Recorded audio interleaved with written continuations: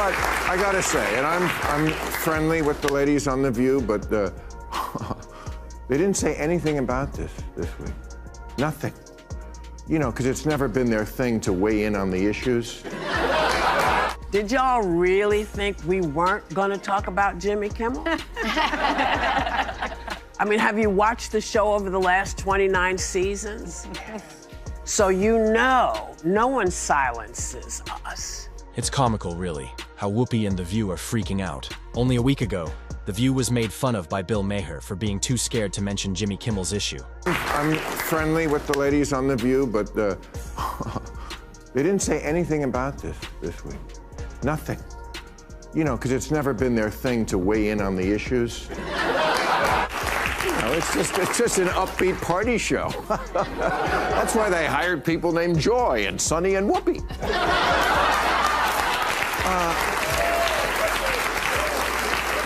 But, you know, girls, let me go out strong, okay? It won't be you. I promise it's happened to me, and I may go out after this show. We don't know. We don't know. Since I first released the video of a former panelist acknowledging that they often had just a few hours to prepare before taking on major issues, The View has always leaped on every story. That's right. Because of this, fans were taken aback when, just after Jimmy was suspended, The View appeared on TV, acting as if they were unaware that ABC had yanked Kimmel. Ma attacked them for being too afraid to risk their comfy positions by bringing him up. Here's the twist, however. When The View did eventually speak, their remarks were astounding. Did y'all really think we weren't gonna talk about Jimmy Kimmel? I mean, have you watched the show over the last 29 seasons? So you know, no one silences us.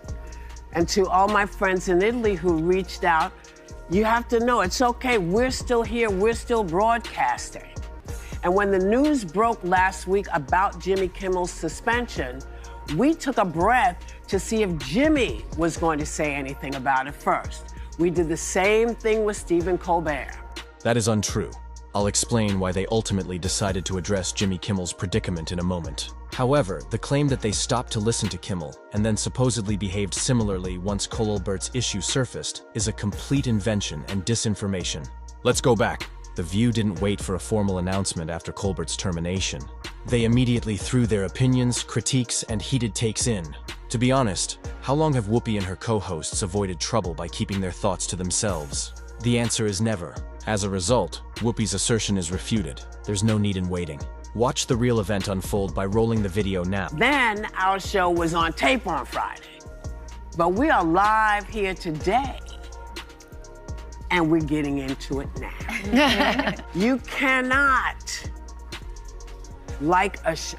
Now, I want to make sure I got this right. To be clear, you cannot like a show and it can go off the air. Someone can say something they shouldn't and get taken off the air, but the government cannot apply pressure to force someone to be silent. When you read the sentence, did you note how uncommonly careful Whoopi was? It was almost comical. She seemed sincere in her concern that saying the wrong thing may get her in hot water, or perhaps lost her job. When was the last time Whoopi Goldberg adhered strictly to a teleprompter? That's right, never. Since all was revealed by that tense delivery, let's abandon the tough act. This is where the twist lies. Jimmy Kimmel has already returned to ABC after what seems to have been a brief ban. The View finally spoke out because they always knew he was coming back. Brave all of a sudden, but only when everything was obvious. Ma, meanwhile, continued to bombard The View with his shots. The FCC says they're going to go after maybe next The View. They got a new show lined up. It's going to be great. It's called Morning Wood with James Wood. Maher didn't mince words. He openly made fun of The View, implying that they may be the next show to be replaced with fresh content after Jimmy's suspension. And to be honest, I too had that thinking. I am not on the cancel The View bandwagon, just to be clear. Whether you like them or not, they have solidified their position on daytime television. Here's the problem, however. They never verify anything and just firing off takes. They will inflate a controversy, manipulate a headline, and present it as truth before the news has even had time to settle. That isn't brave. It's reckless. This debacle should serve as a wake-up call, if nothing else. No one is advocating for them to totally disappear. But perhaps it's time they understood that credibility matters, since Maher's remark may not remain a joke if they continue to mince words. It may turn into a sneak peek. Indeed, Ma made a jab at Jimmy Kimmel as well. You know, Jimmy, look, I don't think what he said was exactly right. I don't. We don't agree on that. He didn't lose his job for it. He said the MAGA crowd was trying to characterize the and as anything but one of them, because the 22-year-old kid, his family was MAGA. As if a 22-year-old with a trans girlfriend never rebelled against their family. Give credit where credit is due. Maher is essentially the only left-leaning voice that is prepared to declare the obvious. Jimmy was mistaken. Nearly every other comic, however, went to great lengths to defend Kimmel's comments, claiming they were inoffensive. But was he on the left? I don't know that either. And I hate to do this. I'm tipping the end of the show, which I work so hard on to keep a secret from the rest of the show. But it's too relevant. What I'm talking about at the end, I'm going to have to say now, which is that it is a fool's errand to try to say that these nuts who do these things are any team. Ma broke through the cacophony. He said unequivocally that Jimmy went too far, but he also maintained that it wasn't a reason for him to lose his position. He's correct on both issues, to be honest. Technically, Kimmel wasn't fired, and he shouldn't have been. He received a brief suspension that was disguised to seem like actual punishment, which was just a slap on the wrist. However, let's be clear that the suspension had nothing to do with discipline. ABC was attempting to save face by seeming to be holding him responsible while really having plans to bring him back. Ma described it just as it was. And even though it is uncommon, that type of honesty made him stand out from the others. You know, look at what this guy is doing. I mean, Jimmy has every right to be wrong, but look at this guy. He was doing porn video games with furries. He was on a game called Furry Shades of Gay 3.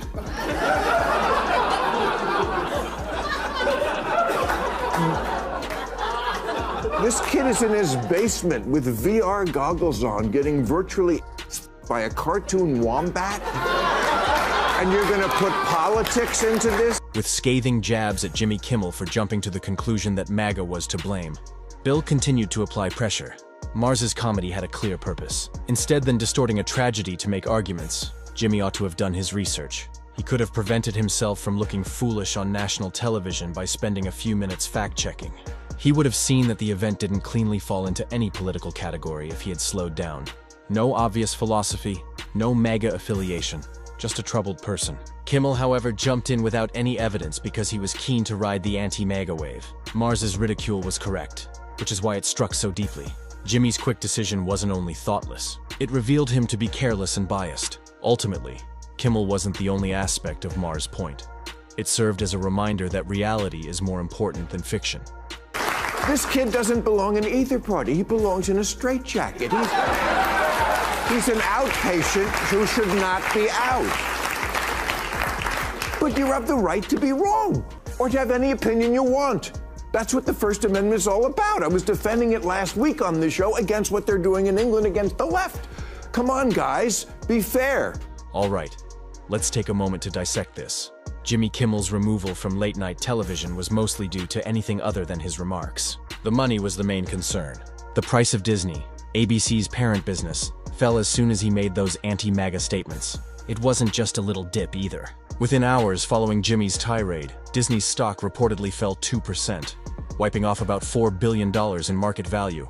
Executives and investors are equally shaken by losses like those. Therefore, ABC did not disregard Kimmel for moral or ethical reasons. To halt the financial hemorrhage, they took this action. It was damage control done well. Defending shareholders takes precedence over defending a late-night presenter when billions are on the line. Kimmel received more than simply penalty during his suspension. To protect Disney's financial position, a compromise had to be made. There is no organization. Antifa is a broad designation with no identifiable leader and no observable plan, like the Democrats. So, Jimmy, let me just say, pal, you did a great, funny show for 2 decades. You should be proud of that. If this firing goes for you the way it did for me, you'll get 23 years on a better net. Ma would not have concluded his diatribe without criticizing the Democratic Party. And who could really blame him? The DNC has been a ghost of its former self since its humiliating defeat in the elections last year. The sleek machine of the past today resembles a circus trying to remain relevant, and it's evident. There is just noise, no unified message, no consistent approach, and no obvious leader to unite behind.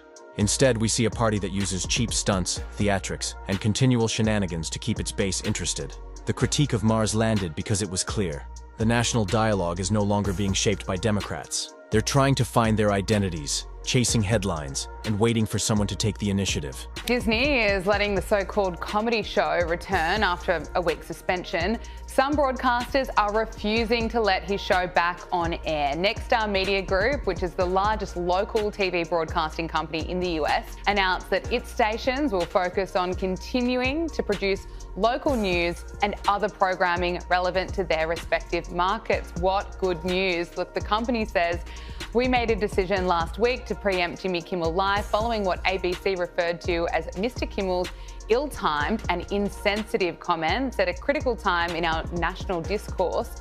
We stand by that decision, pending assurance that all parties are committed to fostering an environment of respectful, constructive dialogue. This is when things start to get interesting. Because they fear it would harm their bottom line, several media outlets are delaying Jimmy Kimmel's return. The financial health of ABC might be seriously harmed by that hesitancy, particularly since those partner networks typically pay to broadcast Jimmy Kimmel Live. Hesitancy is the last thing you want when money is on the line. However, the message goes beyond the money. This backlash demonstrates that viewers and even businesses are becoming impatient with the constant anti-mega-woke rhetoric. Networks believed that story was impenetrable, secure, and lucrative for many years. The fissures are becoming visible. The audience is checking out. Advertisers are wary. Media partners also don't want to be associated with Jimmy's problems. There is more to this than one late-night host. It's an indication that the change in culture has already started. This also comes after Sinclair, the broadcasting company that makes up America's largest ABC affiliate groups, announced that it would be preempting Jimmy Kimmel Live across ABC affiliate stations and replacing it with news programming. And you know what? They know that the audience has had enough of Jimmy Kimmel. Let's just look back at some of his comedy content. Here he is celebrating when they tried to censor Donald Trump. Trump has been suspended from Twitter, Instagram, Facebook, and even Snapchat. But don't worry, Mr. President, there are still plenty of apps you do have access to. You still have Spotify to drown out the sound of millions of people cheering as you leave. You still have Pet Finder since you're on the outs with Mike Pence. You have Cameo, which will soon be your primary source of income. What does all of this really demonstrate then? The View's weak spin, Bill Maher's scathing critiques, and Jimmy Kimmel's suspension all suggest something more serious than a late-night presenter fumbling with his own words. This has to do with money, power, and a society that is at last crumbling. Kimmel wasn't suspended by Disney for moral reasons. They took this action as their market capitalization dropped by billions in a single day. The View revealed that their audacity was only contrived bravado and only spoke out when it was safe to do so. Whether you agree with him or not, Ma distinguished himself as one of the few who was not afraid to voice the obvious, even if it meant drawing attention to himself. Even media partners are now reluctant to support Kimmel because they believe the reaction won't be worth it. The lesson is evident at the end of the day. The outdated woke theatrics approach isn't working anymore as audiences start to wake up. That concludes the video for today. If you liked it, please click the like button and subscribe to get more posts like this one. I appreciate you seeing, and I'll see you in the next